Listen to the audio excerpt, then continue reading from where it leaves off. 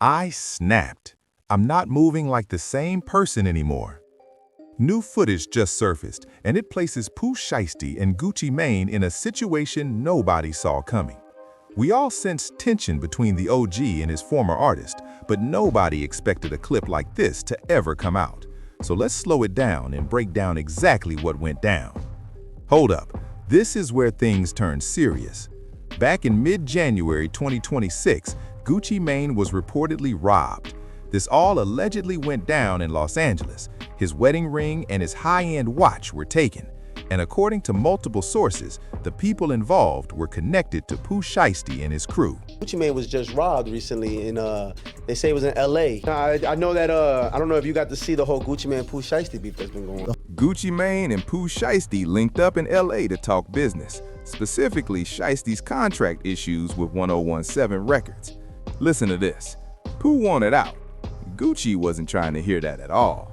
The meeting ended, and on the surface, it looked like that was that. But hold up, because minutes later, according to Street Talk, a group of guys allegedly pulled up on Gucci. Off his wedding ring and his watch. And they say Pooh Shiesty might allegedly have something to do with it, but they're not sure. But apparently him and Pooh Shiesty had a meeting in LA, and the meeting was over Pooh Shiesty trying to get off the 1017 label. Shiesty walks into the meeting first. He's not alone either. He brings his people with him.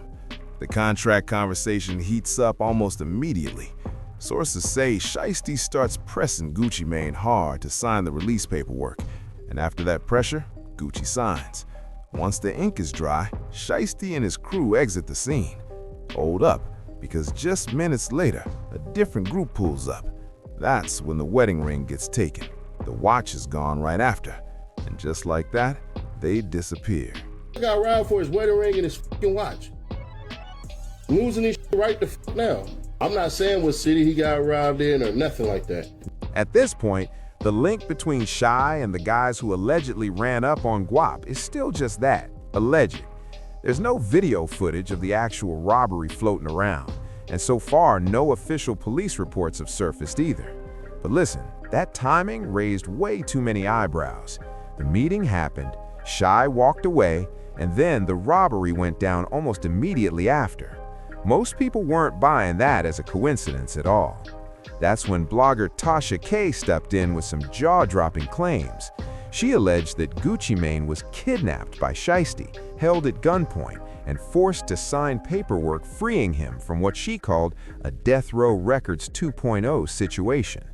That Death Row comparison was a direct nod to the notorious label once run by Suge Knight, a name forever tied to aggressive tactics and alleged violence back in the 90s. Gucci Mane's like, I don't know. And apparently it was like one of those Vanilla Ice Suge Knight situations where Pooh Shiesty pretty much walked in there and was like, yo, look, you gonna sign this shit. We gonna make sure you sign this shit. The Suge Knight comparison hit way harder because of the history behind that name. Back in the early 90s, Suge was accused of using raw intimidation to lock artists into contracts. The most infamous story always circles back to Vanilla Ice. The rumor goes that Suge dangled Vanilla Ice over a balcony to pressure him into signing away his royalties. Whether that really happened or is just street mythology, the tale became a permanent part of hip-hop lore. Now, people are drawing uneasy parallels between the way Shiesty allegedly moved and the tactics Suge was once known for. Apparently, Shiesty was with some people and they made him sign it over. And then after they left, they say within minutes, a group of alleged, some gangbangers rolled in there and relieved Gucci Mane of some jewelry. The ice that got taken wasn't some lightweight jewelry. That wedding ring alone was reportedly valued at over $200,000. The watch, said to be a Patek Philippe, was estimated at more than $300,000. Some insiders even claim the total haul, including cash and other valuables, climbed between $2 and $3 million. And here's the part people keep overlooking. Gucci wasn't by himself. He had security with him going into that meeting. This wasn't a situation where he was moving carelessly or unprotected. But according to the talk, the crew that pulled up was heavily armed. From the jump, Gucci's security was allegedly outmatched. What made it even stranger was that the robbery never got officially reported, at least not in public records. No warrants surfaced, no arrests are tied back to Shiesty or anyone else. Instead, the story spread through blogs, social media, and every major hip-hop outlet. It stayed unverified, but the details were so specific that a lot of people believed it. The ring, the watch, the timing right after the meeting, the armed pull-up, the alleged link to Shiesty's contract dispute. Still, not everyone was convinced. Social media was split between full-on disbelief and cautious skepticism. One commenter even joked that nobody was bold enough to send hitters at Gucci Mane. The implication was clear. Gucci was too connected, too respected, too tapped in to be touched like that. But others pushed back, reminding folks that status doesn't stop bullets. Whether every detail is accurate or not, the situation symbolized a total collapse in the Gucci and Pooh Shiesty relationship. Just a year earlier, Gucci had been publicly riding for Shiesty, calling for his release from federal custody. Now, according to multiple sources, Shiesty had either set up or allowed a move against him. That flip was undeniable. Before everything went sideways, their bond was built on mentorship, opportunity, and shared success. To really grasp what got destroyed, you have to understand what once existed. Gucci Mane didn't just hand Shiesty a deal. He poured resources into him, pushed his music hard, and positioned him as the future of 1017 during a critical moment for both of them. Pooh Shiesty, born Lontrell Donnell Williams Jr., came out of Memphis, Tennessee, blending the city's gritty crunk roots with the trap sound Gucci had been shaping since the mid-2000s. When Gucci signed him in 2020, he was taking a risk on raw talent with street credibility, but no proven commercial track record, no plaques, no major sales history, no established fan base. At first, that gamble paid off, big time. Back in Blood, featuring Lil Durk, exploded. The record went multi-platinum and instantly cemented Shiesty as one of the hardest new voices in the game. His debut project, Shiesty Season, earned strong reviews and pulled real numbers. That signature slurred ad-lib took over social media. Shiesty wasn't just another 1017 artist anymore. He became the artist, the future face of the label, and the next in line to carry the trap torch Gucci had held for years. And Gucci showed love when the wins came in. When Shiesty Season dropped and the numbers looked right, Gucci gifted him a slime green Jeep Trackhawk. That color wasn't random. Green was the visual stamp of 1017's identity. That gift wasn't just a car. It symbolized family, loyalty, and long-term belief in Shiesty's future. The moment went viral, reinforcing Gucci's image as a boss who took care of his artists. Their relationship ran deeper than paperwork and percentages. Gucci had survived the streets, prison, addiction, and reinvention. He rebuilt himself into a business mogul and a respected pillar of hip-hop culture. He framed himself as the veteran who could steer younger artists away from the same pitfalls he survived. Pooh Shiesty fit that role perfectly. Young, gifted, hungry, and deeply tied to the streets in a way that made his music feel undeniable. Then reality crashed in. In 2020, federal authorities came after Shiesty with a Miami case that instantly stalled his rise. The situation centered on firearms and a hotel robbery allegedly tied to a weed deal that went bad. The wheels of justice didn't spin fast, but they spun firmly. By 2021, Shiesty was sitting in federal custody on gun and robbery charges. His upward momentum was frozen without a release date in sight. Gucci's reaction during this period stood out. He didn't cut ties once the money stopped coming in. He didn't distance himself when the optics got messy. Instead, he spoke up publicly on Shiesty's behalf. Gucci even called attention to Shiesty's treatment behind bars. In 2022, he claimed Shiesty was being mistreated in federal prison, dealing with long lockdowns and poor conditions. Gucci used his platform to shine a light on it. That mattered, because it went beyond business. Gucci wasn't required to do that. There was no contractual obligation forcing him to advocate. There was no financial upside either. Shiesty wasn't earning a dollar while locked down. The support looked personal. It came from loyalty, from a mentor-student bond, from something deeper than paperwork. Shiesty's sentence stretched over 4 years. From 2021 through late 2025, he remained behind bars while the industry kept moving. Sounds changed. New stars emerged. The buzz from Back in Blood slowly faded as the culture shifted. His absence created space that others rushed to fill. Throughout all of this, Gucci and Shiesty appeared solid publicly. No sneak disses, no cryptic posts, no reports of internal conflict. Gucci would still mention Shiesty in interviews, expressing faith in his comeback. The narrative stayed consistent: patience, loyalty, a label standing by its artist during his darkest chapter. So when Shiesty was released in October 2025, Gucci's response looked celebratory.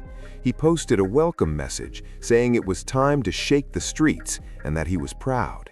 The caption included Gucci's nickname, making it feel personal. It read like genuine pride. Everything appeared lined up for a big turn under the 1017 banner. But something had changed behind the scenes. What looked solid publicly had cracks nobody noticed. The tension that would explode into robbery rumors and contract drama in January 2026 had been building quietly. That welcome home post didn't stay up long. It was allegedly deleted soon after. That was the first public hint that something wasn't right. People immediately started asking questions. Why welcome him home, then erase it? The simplest answer was that something went left fast. Either a conversation happened or new information surfaced that changed everything. Now here's where the big star situation comes in. The split between Gucci Mane and Pooh Shiesty didn't come out of nowhere. It traces back to a death that shook the 1017 family. Big Scar's passing exposed deep disagreements about loyalty, responsibility, and respect. That loss became the fracture point. It set the stage for everything that followed. Big Scar, born Alexander Woods, was a Memphis rapper signed to 1017. He had carved out his own lane on the label. His music carried raw Memphis energy. His bond with 1017 went beyond contracts.